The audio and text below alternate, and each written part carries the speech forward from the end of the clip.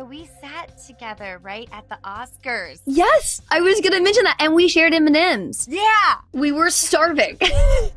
And there was no food. I was so grateful to you because, I mean, we're at the fucking Oscars. It was so weird. That is like a place I do not belong. Yeah, it was crazy. It wasn't like Oprah. There were some really famous people around us.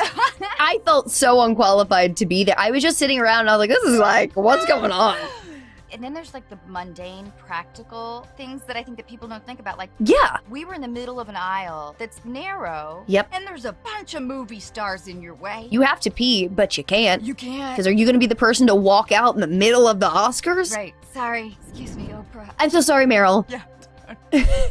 I kind of feel like as an actor, we spend so much time in these traveling circuses that are sets and you meet people for very short periods of time. But I've had some of the most meaningful conversations and experiences through the people that I've met on set that I will probably never see again.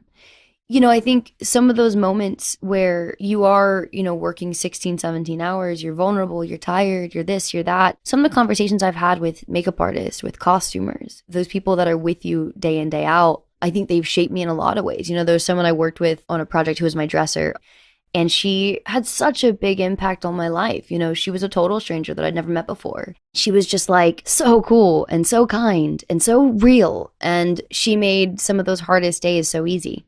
And I was going through a lot emotionally. And she made my days just so doable on set to just be in those moments and be present. I think being open to those type of relationships is really cool. I stayed in a really spooky hotel, and my mother and I had a really bad experience with a ghost that we would come out of the bathroom and our clothes would be thrown all around the room. And, What? you know, I would hear him whispering in my ears at night. What would he say? Just weird stuff like, try and open your eyes, try and open your eyes, try and open your eyes. You can't. And weird stuff like that. And I would feel like cold touches. It sounds silly, but I 100% have dealt with it over the years. I also stayed in a hotel in Providence, Rhode Island, and it is one of the most haunted hotels in America. All these really dark rituals went down, and there was a lot of murders. And when we stayed there, my brother and my mother and I, we all had horrible, horrible experiences.